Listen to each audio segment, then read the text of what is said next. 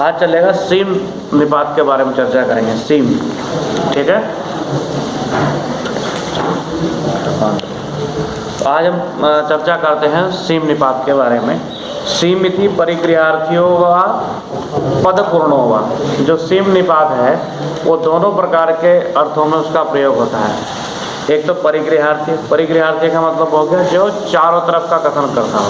परिगृहार्थी से तात्पर्य चार, जैसे सर्वथा, सर्वथा मतलब क्या होता है, चारों। तो इसी प्रकार के अर्थ में किसका प्रयोग हो रहा है, सीम निपात का प्रयोग हो रहा है। और कहीं कहीं पर ये पद पूर्ण होगा, किसके लिए प्रयोग होता है, पद पूर्ति के लिए भी इसका प्रयोग किया जाता है।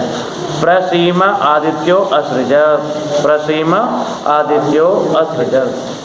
तो आदित्य माने सूर्य, आदित्य माने क्या हुआ, सूर्य। और सीम मतलब सब और चारों और प्रासृजत का मतलब है क्या होता है, अपनी किरणों को फैलाता है। तो सूर्य क्या होता है, सृज विसर्ग, सृज मान छोड़ना, सृजति जानते हैं ना, सृज विसर्ग धातु का छोड़ना तो प्रयोग होता है। तो आदित्य प्रासृजत प्रसीम, तो सूर्य क्या करता है कि अपनी किरणों को चारों तरफ छोड़ता है। तो इस प्रकार हम देखते हैं कि यहाँ पर जो सीम शब्द का प्रयोग हुआ वो किस अर्थ में प्रयोग हुआ है, चारों ओर अर्थ में प्रयोग हुआ है। प्रासृजत इतिवा, प्रासृजत सर्वतः इतिवा, आगे व्याख्या स्पष्ट कर दी यास्क ने। प्रासृजत सर्वतः, जो चारों तरफ अपनी किरणों को छोड़ता है या जिसकी किरणें चारों तरफ जाती हैं। विसीमता सुरुचो वेन आव, ये भी एक वेद मंत्र का भाग है कि विसुरुचा विसीमता सुरुचो वेन आवेदिच व्यावरणो सर्वथा आदित्य। तो यहाँ पर भी क्या क्या है कि जो सूर्य है वो सर्वतः व्यावरणो, चारों तरफ क्या होता है, व्याप्त होता है अपनी किरणों के माध्यम से। उसकी जो किरणें हैं वो चारों तरफ पहुँचती हैं, चारों तरफ चले जाती हैं। इसलिए यहाँ पर भी ये सर्वथा अर्थ में ही प्रयोग हुआ है। किस अर्थ में प्रयोग हुआ है, सर्वथा अर्थ में प्रयोग हुआ है। कहते हैं कि जो ये सुरुचा शब्द यहाँ पर प्रयोग हो रहा है इस मंत्र में, विसीमता सुरुचो वेन आव, ये जो सुरुचा शब्द है इसका अर्थ है आदित्य रश्मय। सुरुचा आदित्य रश्मय, आदित्य रश्मय का मतलब सूर्य की किरणें। तो सुरुचा जो है किसको कहते हैं, सूर्य की किरणों को कहते हैं। तो आप रुच धातु का अर्थ देखिए तो क्या है, रुच दीप्तौ अभिप्रीतौ च, रुच दीप्तौ अभिप्रीतौ च। तो रुच धातु का अर्थ क्या हो गया, चमकना। तो आगे लिखा है सुरुचा आदित्य रश्मय, सुरुचा किसको कहते हैं, सूर्य की किरणों को कहते हैं। सुरुक सुरुचौ सुरुचा आदित्य रश्मय सुरोचनात्, सुरोचनात् का मतलब अच्छे तरीके से प्रकाश करने के कारण, अच्छे तरीके से चमकने के कारण सूर्य की किरणों को क्या कहा जाता है, सुरुचा कहा जाता है। अपिवा सीम एतद अनर्थकम उपबंध आददीत पंचमी क्रमाणम, कहते हैं कि कहीं कहीं पर जो सीम शब्द है इसको अनर्थक करके, मतलब केवल सीम शब्द में इसमें पंचमी कर्माणम, पंचमी कर्माणम का मतलब है कि पंचमी अर्थ वाला तसिल प्रत्यय लगा करके, कौन सा, पंचमी अर्थ वाला तसिल प्रत्यय लगा करके, क्योंकि पंचम्यास तसिल, पंचमी व्यक्ति के अर्थ में कौन सा प्रत्यय होता है, तसिल होता है। तो तसिल लगा करके भी इसका उपबंधम आदरित है, कहीं कहीं पर उपबंध किया जाता है, प्रयोग किया जाता है। जैसे सीमन शब्द से सीमना बनता है पंचमी व्यक्ति एक वचन में, वैसे ही सीम शब्द से, सीमन शब्द से तसिल प्रत्यय होकर के क्या बनेगा, सीमता। तो सीमता का क्या होगा, मर्यादाता, मर्यादाता मतलब सीमा, मर्यादा, सीमा से, क्या अर्थ हो जाएगा, सीमा से। तो यहाँ पर मर्यादा, मर्यादा किसको कहते हैं, सीमा को कहते हैं। मर्याम ददाती थी मर्यादा, है ना, मर्या माने सीमा, और कोई ऐसी चीज़ खिंची हुई हो तो उसको बोलते हैं मर्यादा। जैसे सीमाएं होती हैं देशों की, आगे बता भी रहे हैं, सीमा मर्यादा, सीमा मर्यादा, मर्यादा सीमा शब्द का अर्थ क्या हो गया, मर्यादा। क्यों, विशिव्यति देशो, तो कहते हैं सीमा शब्द जो है ये शिव तंतु संतान धातु से बना है। शिव तंतु संतान धातु का अर्थ क्या होता है, सिलना, क्या अर्थ होता है, सिलना। विशिव्यति देशो, दो देशों को सिल दे देता है, दो देशों को जोड़ती है आपस में। क्या करती है सीमाएं, सीमा क्या करती है, दो देशों को मिला देती है। इसीलिए इसीलिए उसका नाम क्या पड़ गया, सीमा। अब यहाँ देश शब्द से आप देश का भी अर्थ लगा दीजिए, देश स्थान को भी कहते हैं, किसी स्थान को जोड़ने वाली जो मर्यादा है उसको भी हम सीमा कह सकते हैं। तो इस प्रकार सीमा शब्द का प्रयोग जो है वो मर्यादा के अर्थ में भी होता है। और किस धातु से बनता है, तो शिव तंतु संताने से, जो दोनों को आपस में, दोनों स्थानों को आपस में क्या कर देता हो, जोड़ देता हो। एक बार फिर देखिए, सीम इति परिगृहार्थी हुआ पद पूर्ण हुआ। सीम का प्रयोग किस में हुआ है, बोलो, चारों ओर अर्थ में और पद पूर्ति के अर्थ में इसका प्रयोग किया जाता है। तो पहला उदाहरण क्या दिया, प्रसीम आदित्यो अस्तजल। आदित्य मतलब सूर्य। सूर्य ने किसको, अपनी किरणों को क्या किया है, चारों तरफ फैलाया है। तो यहाँ आगे दिख दिया, प्रासृजत व प्रासृजत सर्वथा। तो यहाँ पर जो सीम शब्द का प्रयोग हुआ है किस अर्थ में प्रयोग हुआ है, चारों ओर अर्थ में प्रयोग हुआ है। तो विसीमता सुरुचो वेनाव, इस मंत्र में विसुरुचा, विसुरुचा का मतलब क्या हुआ, तो सुरुचा मतलब अच्छी प्रकार से जो सूर्य की किरणें हैं उन्होंने सीमता मतलब चारों ओर वेनाव अपने आप को क्या कर दिया है, फैला दिया है। सूर्य की किरणों ने अपने आप को चारों तरफ क्या कर दिया है, फैला दिया। तो व्यवरणोत सर्वतः, सर्वतः मतलब व्यवरणोत सर्वतः आदित्य, आदित्य सूर्य ने सर्वतः सब और व्यवरणोत अपने आप को फैला दिया है, व्यापक कर दिया है। सुरुचा आदित्य रश्मय, सुरुचा किसको कहते हैं, तो आदित्य रश्मय, सूर्य की किरणों को सुरुचा कहते हैं। क्यों कहते हैं, सुरोचना, क्यों, अच्छी प्रकार से प्रकाशित होने के कारण। क्योंकि जब अंधेरा होता है और जब सूर्य की किरणें आती तो धीरे धीरे क्या हो जाता है, अंधेरा समाप्त हो जाता है और प्रकाश फैल जाता है। इसीलिए ये प्रकाश किससे फैलता है, सूर्य की किरणों से ही फैलता है।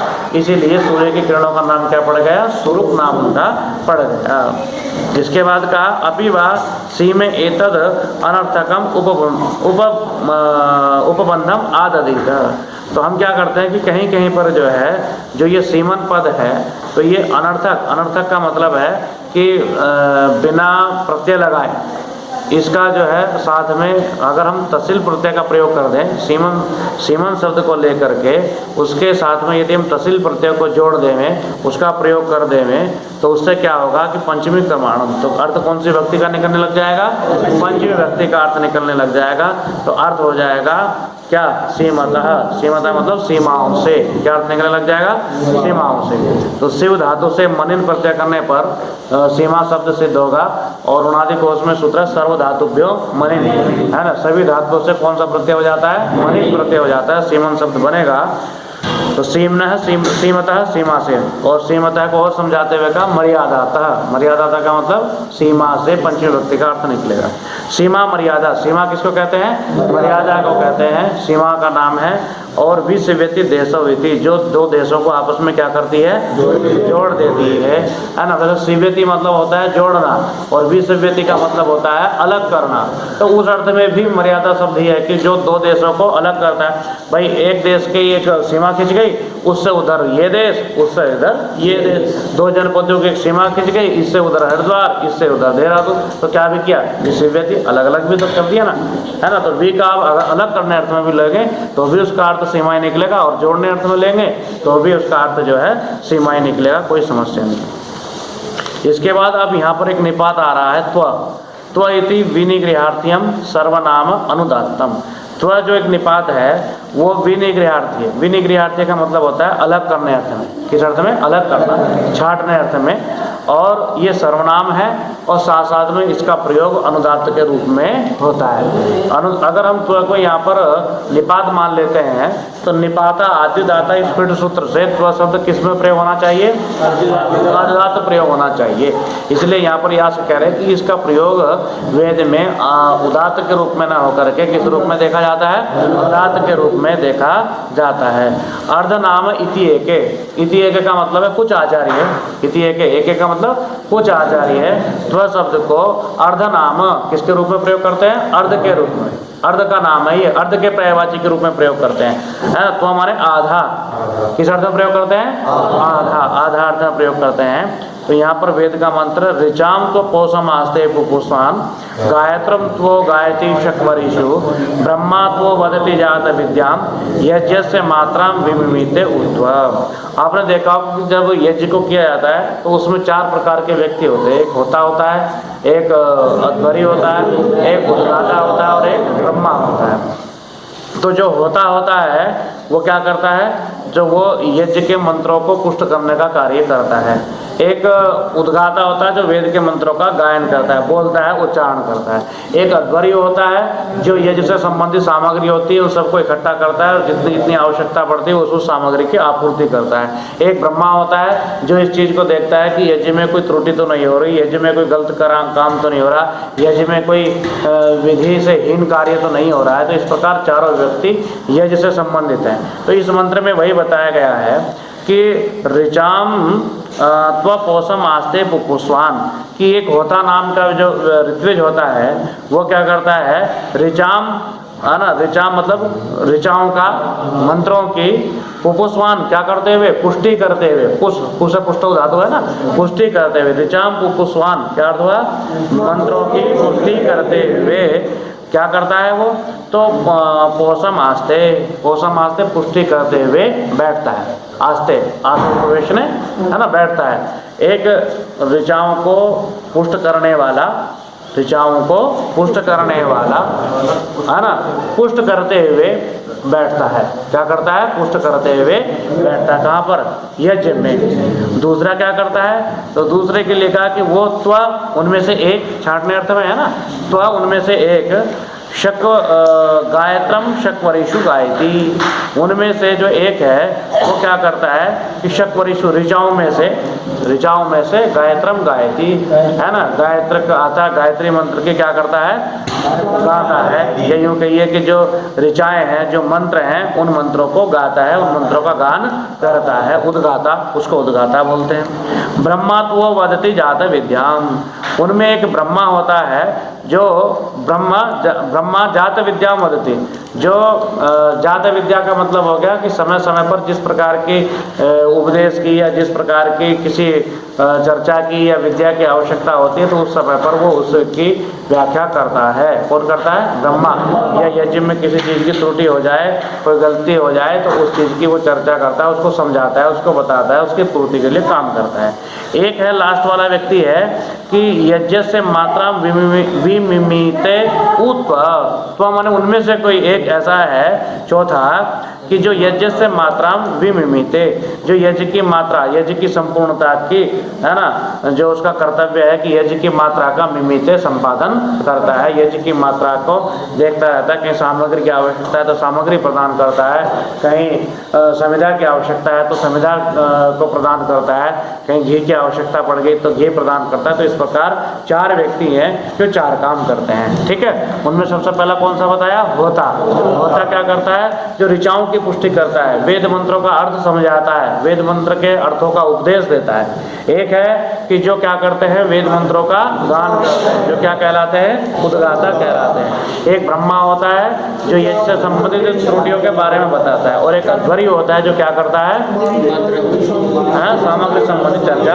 करता है। हाँ, तो अब यहाँ पर कहते हैं कि इति ऋत्विक कर्मणाम विनियोगम आचष्टे, ये जो मंत्र है, जो ऋत्विक कहते हैं जो यज्ञ करने वाले व्यक्ति हैं उनके कर्मों के विनियोग मतलब कार्यों को आचष्टे कहता है। ये जो वेद का मंत्र है ये ऋत्विक अर्थात ऋत्विक कर्म करने वाले, यज्ञ कर्म को करने वाले जो व्यक्ति हैं उनके कार्यों का आचष्टे कथन करता है। चक्षिंग व्यक्तायाम वाची है ना, आचष्टे, तो ये उनके कर्मों का कथन करता है जो व्यक्ति ये जाति कार्यों का संपादन करते हैं। ऋचा में एक है पोषम आस्ते पुष्पान, उनमें से एक व्यक्ति ऐसा है जो ऋचाओं की पुष्टि करता है, ऋचाओं को पुष्ट करता है, वेद मंत्रों को समझाता है, बताता है। वो कौन है, होता। लिखा ना आगे, वो कौन है, होता। बोले ऋक क्या है, अर्चनी। ऋच क्या है, अर्चनी। ऋच स्तुतौ धातु है ना, ऋच स्तुतौ धातु से ऋच शब्द बनता है जिनमें उस परम पिता परमेश्वर की स्तुति की जाती हो, उस परम पिता परमेश्वर की वंदना की जाती हो, ऐसे मंत्रों को क्या कहा जाता है, ऋच कहा जाता है। आगे कहा गायत्रम एको गायति शक्वरीषु है ना, उनमें से एक ऐसा है कि जो किसका कथन करता है, गायत्री का कथन करता है, किसका, शक्वरी। तो यहाँ शक्वरी जो शब्द बना है वो शक्रली शक्तौ धातु से बना है। कौन से धातु से बना है, शक्रली शक्तौ। तो शक्रली शक्तौ से बनने के कारण इसका अर्थ हो गया कि ऐसे मंत्र जिनमें सामर्थ्य है, जिनमें उपदेश देने का सामर्थ्य है, जिनमें संसार के कर्तव्य बताने का सामर्थ्य है, जिनमें संसार के शुभ अशुभ कर्मों को बताने का सामर्थ्य है, जिनमें ज्ञान और विज्ञान को बताने का सामर्थ्य है, ऐसे मंत्रों में से गायत्रम गायत्री जो गाने योग्य मंत्र हैं उनका क्या करता है, वो गान करता है। तो उसको क्या कहते हैं, उद्गाता। क्या कहते हैं उसको, उद्गाता। गायत्रम गायते स्तुति कर्मणः। गई धातु का अर्थ क्या है, गई स्तुतौ है ना, धातु पाठ में भी ये इसी रूप में वर्णित है। तो स्तुति अर्थ वाली गई धातु से गायत्रम शब्द बनता है। ऐसी ऋचाएँ जिनका क्या किया जा सकता है, गान किया जा। वैसे तो सारे ही वेद मंत्रों में आप देखेंगे तो कोई ना कोई छंद अवश्य है। चारों वेदों के मंत्रों को आप देखेंगे तो संहिता पाठ में आप देखते हैं कि कोई ना कोई छंद उनमें अवश्य ही है। तो किसी न किसी रूप में प्रत्येक मंत्र का गान किया ही जा सकता है, तो उनमें छंद है। तो जिस प्रकार हम श्लोक आदि का है ना, किसी भी पद्य का पाठ गान के रूप में कर सकते हैं, वैसे ही प्रत्येक वेद मंत्र का गान भी उस रूप में किया जा सकता है, उसमें कोई संदेह नहीं है। आगे शक्वरी ऋच। शक्वरी क्या है, मंत्र। शक्वरी किसके लिए प्रयोग हुआ, मंत्रों के लिए, ऋचाओं के लिए प्रयोग हुआ। किसके लिए प्रयोग हुआ है, ऋचाओं के लिए। कैसे, शक्नोते है, क्योंकि जो शक्वरी शब्द है वो शकली शक्तौ धातु से बना है। किससे बना है, शक्तौ धातु से बना है। तो जिनमें सामर्थ्य है किसका, विवेचन करने का, सत्यासत्य का उपदेश देने का जिनमें सामर्थ्य है, ऐसे मंत्रों को क्या कहा जाता है, शक्वरी कहा जाता है। आगे कहा है तद यद आभिर्वित्रम अशकत हंतुम तत्सक्वरिणाम शक्वरित्वम, कि इनके द्वारा, किनके द्वारा, इन वेद के मंत्रों के द्वारा किसका हनन कर दिया जाता है। तो कहते हैं कि इसके द्वारा वित्रम अशकत, वित्र को मार दिया जाता है। किसको मार दिया जाता है, वित्र को मार दिया जाता है, वित्र का हनन कर दिया जाता है। और यही जो ये सामर्थ्य है इनका, तत्सक्वरिणाम शक्वरित्वम, ये जो मंत्र हैं, जो ऋचाएँ हैं, यही उनका शक्वरित्व है, यही उनका सामर्थ्य है। तो वित्र क्या है, तो वित्र है जो व्यक्ति की बुराइयां हैं। वित्र क्या है, जो आसुरी भावनाएं हैं। वित्र क्या है, जो हमारे अंदर गलत विचार हैं। उन गलत विचारों को नाश करने का सामर्थ्य किसके अंदर है, इन वेद के मंत्रों के अंदर है। और यही इन वेद के मंत्रों की ताकत है, यही इन वेद के मंत्रों का सामर्थ्य है कि जो इनके द्वारा हम वित्र अर्थात अपनी बुरी वासनाओं को भी समाप्त कर सकते हैं, या समाप्त कर देते हैं, नष्ट कर देते हैं। ब्रह्म को जाते जाते विद्याम वदति। एक होता है ब्रह्मा जो बीच बीच में जगह जगह पर है ना अपनी विद्या के माध्यम से सबको जो है, या अपनी विद्या का व्याख्यान करता है, अपनी विद्या के माध्यम से सबको वेद के मंत्रों को समझाता है। ब्रह्मा सर्वविद्य, ब्रह्मा कैसा होता है, सर्वविद्य, जो सारी विद्याओं को जानता है, यज्ञ से संबंधित सारी विद्याओं को जानता है, वेद मंत्र की व्याख्या करने की विद्या को जानता है, और अन्य व्यवहारिक अनेक प्रकार की विद्याओं को जो जानता है उसको क्या कहा जाता है, ब्रह्मा कहा जाता है। आगे कहा सर्वम वेदितुम अर्हति, ब्रह्मा उसे भी कहा जाता है जो सब कुछ जान सकता है, जो क्या कर सकता है, सब कुछ जान सकता है, उसको भी क्या कहा जाता है, ब्रह्मा कहा जाता है। ब्रह्मा परिवृढ़ श्रुततः, श्रुततः का मतलब है सुनने से, श्रुततः का मतलब सुनने से, सुनने के कारण से, क्योंकि वो जब हर एक विद्याओं को सुनता है, जहाँ उसने अपने जीवन में बहुत सारी विद्याओं को सुना है, समझा है, निरंतर प्रयास किया है, तो इसीलिए ब्रह्मा परिवृढ़, ब्रह्मा कैसे होता है, जैसे एक चारों तरफ से एक बाढ़ होती है ना, बाढ़ होती है, और बाढ़ कर करके जो है हम वहाँ पर या तो बाढ़ करते हैं किस चीज़ के लिए, किसी चीज़ को रोकने के लिए, किसी चीज़ को घेरने के लिए। तो ऐसे ही ब्रह्मा होता है जो अपने अंदर सारी विद्याओं को समेटे हुए होता है। किस कारण से, श्रुततः, सुन सुन करके, शास्त्रों को पढ़ पढ़ करके जिसने अपने अंदर सारी विद्याओं का समावेश किया है। ब्रह्मा परिवृढ़म सर्वतः, उसका अर्थ भी यही क्या है कि ब्रह्मा जो है सब ओर से अपने अंदर अपनी विद्याओं को समेटे हुए होता है। यज्ञ से मात्रा विमित एक, उनमें से एक होता है जो क्या काम करता है, यज्ञ की मात्रा को अपने नियंत्रण में रखता है, यज्ञ की सामग्रियों को अपने नियंत्रण में रखता है। वो क्या कहलाता है, अध्वर्यु। क्या कहलाता है, अध्वर्यु कहलाता है। अध्वर्यु, अध्वरयु है ना। तो अध्वरयु का मतलब क्या होगा, अध्वरम युनक्ति, अध्वरम युनक्ति, जो यज्ञ को जोड़ता है। किसको जोड़ता है, यज्ञ को जोड़ता है। तो यज्ञ का जब कार्य होता है तो उससे पहले सारी सामग्री को वहाँ क्या कर देता है, एकत्रित कर देता है, यज्ञ के लिए सारी चीज़ों को वहाँ पर स्थापित कर देता है। तो उसको क्या कहलाते हैं, अध्वर्यु कहते हैं। अध्वर से नेता, अध्वर कहते हैं यज्ञ, अध्वर माने यज्ञ, जो किसका नेता है, नेता का मतलब ले जाने वाला, गणीय प्रापणे है, ले जाने वाला, जिसके नेतृत्व में वो यज्ञ क्या होता है, आगे बढ़ता है। आज यज्ञ 2 घंटे करना है, शाम को यज्ञ 2 घंटे नहीं करना, आज 15 मिनट पहले समाप्त करना है, आज 15 मिनट अधिक करना है, यजुर्वेद पूरा करना है, आज इतने अध्यायों का पाठ करेंगे। जो इन सब चीज़ों पे मंथन करके विचार करके जिसके नेतृत्व में उस यज्ञ को क्या किया जाता हो, आगे बढ़ाया जाता हो, तो उसको क्या कहलाते हैं, अध्वर्यु कहते हैं। आगे कहा अध्वरम कामयते इति वा, अध्वर्यु इसलिए भी कहते हैं उसको क्योंकि वो यज्ञ की कामना करता है। किसकी कामना करता है, यज्ञ की कामना करता है। अपिवा अध्याने यो उपबंध है ना, अपिवा। और आगे कहते हैं कि वो जो अध्वर्यु है इतना ही नहीं, और भी इससे भी आगे बढ़ करके वो काम ये काम नहीं करता है कि जहाँ वो अध्ययन तो करता ही करता है, अध्ययन करने अर्थ में एक यू प्रत्यय कर दिया है यहाँ पर, है ना, आगे लिखा ना, अपिवा अध्याने, अध्याने का मतलब पढ़ने अर्थ में।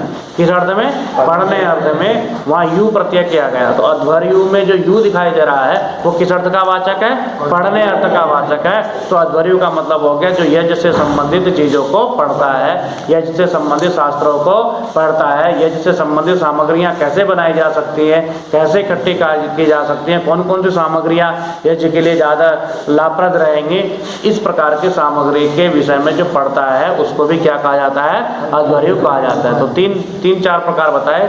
अध्वरम, अध्वरम युनक्ति, जो यज्ञ के लिए सबको जोड़ता है। और दूसरा कहा जो अध्वर से नेता, जो यज्ञ को आगे बढ़ाता हो, जिसके नेतृत्व में यज्ञ चलता है।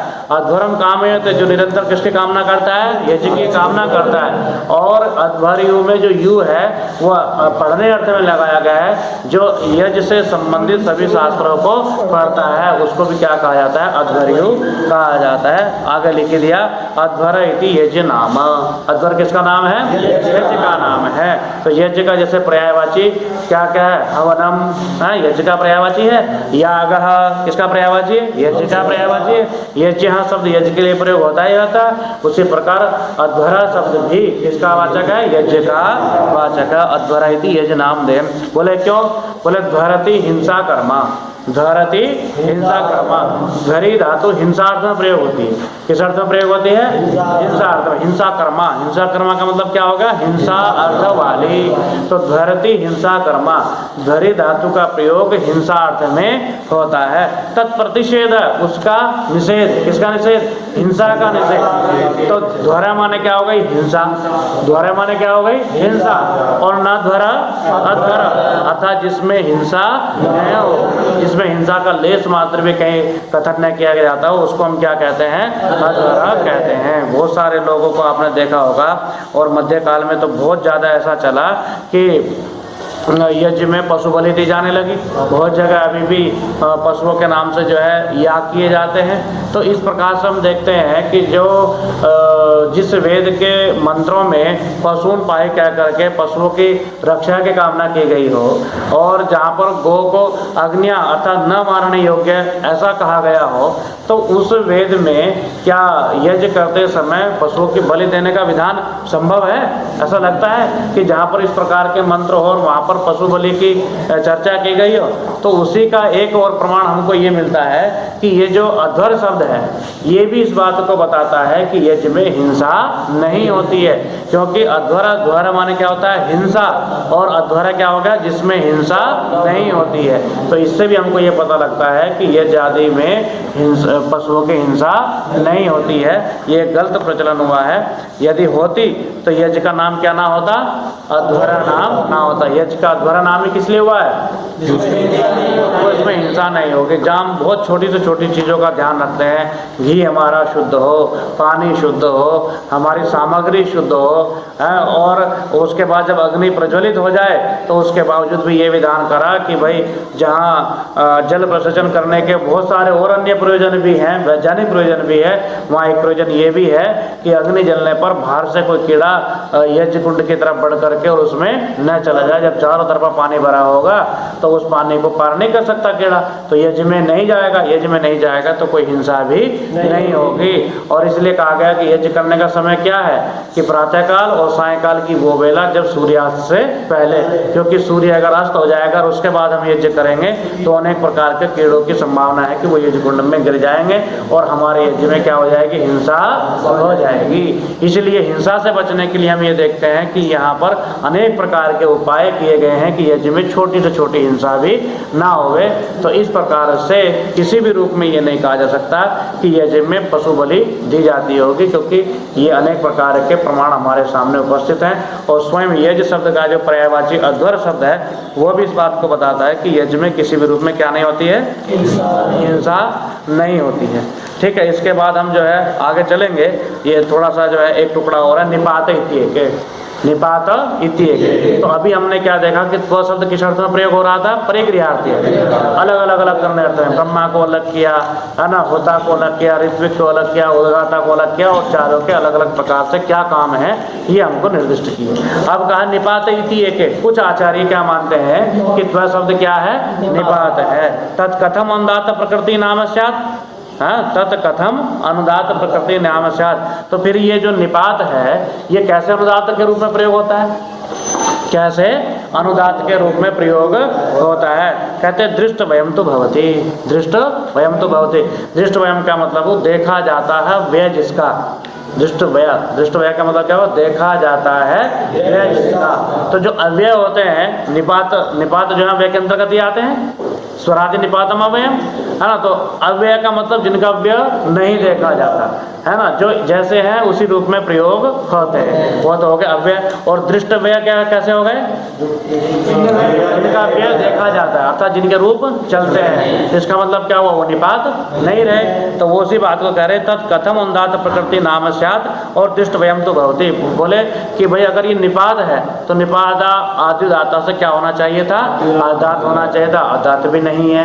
और अगर निपात है तो स्वरादि निपातम अव्ययम से अव्यय होना चाहिए था, उसके रूप नहीं चलने चाहिए थे। पर हम क्या देखते हैं कि ये अनुदात भी प्रयोग हो रहा है और इसका रूप भी चल रहा है, तो फिर निपात कैसे हो गया, जबकि निपात हो तो कैसा होना चाहिए था, अव्यय होना चाहिए था और आद्युदात होना चाहिए था। परंतु ये अनुदात के रूप में भी प्रयोग हो रहा है और इसका रूप भी चल रहा है, तो फिर ये निपात कैसे हुआ। जैसे उतत्वम सख्य स्थिर पीतमाहु इति द्वितीया। यह त्वम शब्द किस रूप, कौन सी व्यक्ति में प्रयोग हुआ है, द्वितीय व्यक्ति में प्रयोग हो रहा है, तो बताइए इसका तो रूप चल गया। और फिर आगे का उतो त्वस्मै तन्वम विशस्रे इति चतुर्थ्याम, और यहाँ पर कौन सी व्यक्ति में प्रयोग हो रहा है, चतुर्थी में प्रयोग हो रहा है। तो अगर ये निपात होता तो ये अनुदात भी नहीं होना चाहिए था और इसका दृष्ट व्यय अर्थात इसका रूप भी नहीं चलना चाहिए था। लेकिन ये जो है दोनों ही स्थितियों में अनुदात भी दिखाई दे रहा है और विभक्ति में रूप भी चल रहा है, तो इससे ये सिद्ध हो जाता है कि इसको निपात मानना उचित नहीं है। यदि निपात माने तो फिर ये अनुदात भी नहीं होगा और साथ में क्या हो जाएगा, अव्यय हो जाएगा, इसके रूप भी नहीं चलने चाहिए थे। लेकिन ऐसा हमको दिखाई नहीं देता, क्योंकि अव्यय के विषय में कहा था सदृशम त्रिषु लिंगेषु सर्वासु च विभक्तिषु वचनेषु च सर्वेषु यन्न वेदे तदन्वयम्। तो ठीक है, आज हम यहीं तक की चर्चा करेंगे। अभी फिर त्व के बारे में आगे और चर्चा बढ़ रही है कि त्व शब्द किस रूप में प्रयोग होगा, फिर उसके बाद हम आगे बढ़ेंगे। यहाँ पर त्व शब्द के बारे में आपको पूर्ण रूप से जानकारी दी जा रही है कि त्व का प्रयोग वेद में किस किस रूप में आ सकता है। तो जब हम ये जान लेंगे कि त्व का प्रयोग वेद में किस किस रूप में आएगा, तो फिर हमें वहाँ अर्थ निकालने में भी कोई समस्या नहीं होगी। और यदि हम त्व शब्द के बारे में हमें पता ही नहीं होगा तो हम फिर भटक जाएंगे कि निपात माने या इसको शब्द माने, इसको किस अर्थ में माने, तो ये हमें समस्या हो जाए कि यहाँ यास का आपको पूर्ण रूप से इसके बारे में संदेह से बाहर निकाल देंगे, संदेह से बाहर निकाल देंगे कि आपको देखते ही पता लग जाए कि यहाँ त्व शब्द किस रूप में प्रयोग हुआ है। तो अब आगे की चर्चा कल करेंगे। धन्यवाद।